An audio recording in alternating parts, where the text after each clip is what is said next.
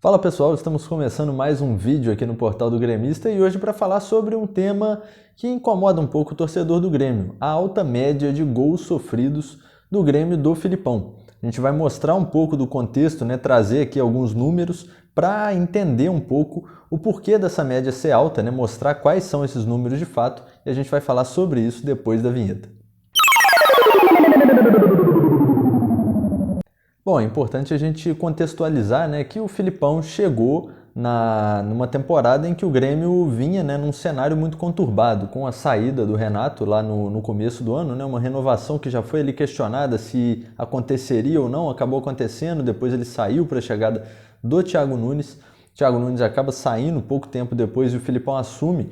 E o Filipão assume já com o time num cenário de terra arrasada, em uma situação muito ruim no Campeonato Brasileiro, com a missão de recuperar essa equipe do Grêmio, tendo muito bem essa identificação com o clube. E isso sendo um fator primordial para que ele tivesse uma aceitação muito boa.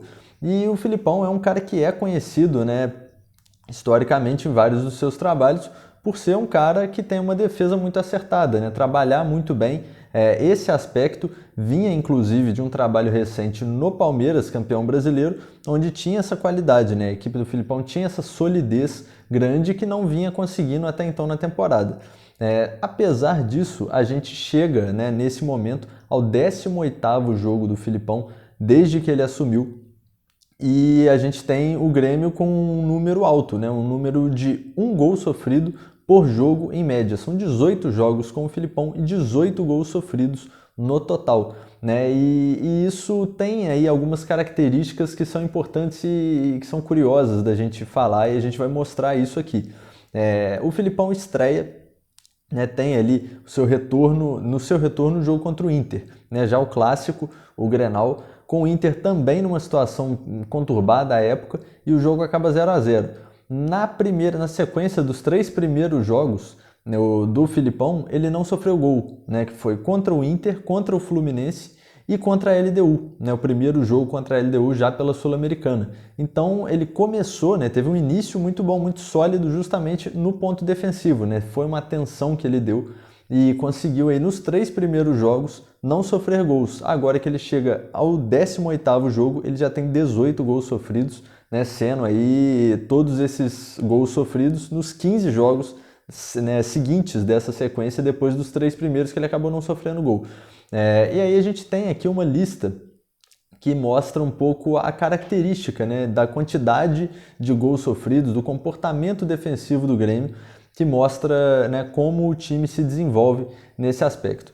O time não sofreu gols com o Filipão em 8 desses 18 jogos. Foram esses: Inter, Fluminense, LDU, os 3 primeiros.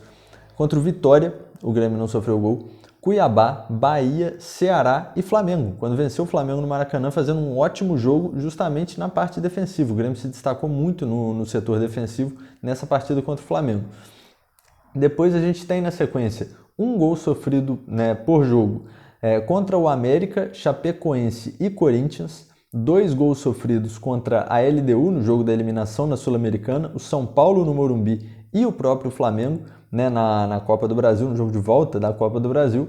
3 gols sofridos em nenhuma ocasião, o Grêmio não sofreu 3 gols em um mesmo jogo com o Filipão, mas sofreu 4 gols em 2 partidas apenas, contra o Flamengo na Copa do Brasil, no jogo de ida, e contra o Atlético Paranaense recentemente pelo Campeonato Brasileiro.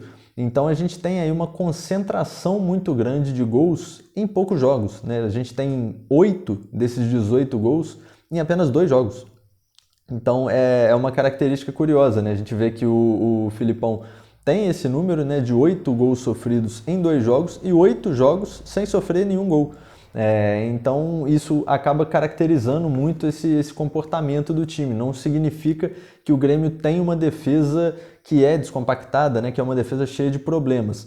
Mas o Filipão mudou ao longo dessa passagem, desses 18 jogos, algumas características. Teve ali, por exemplo, a chegada do próprio Vilhaçante, que foi muito positiva para o estilo de jogo que propõe o Filipão.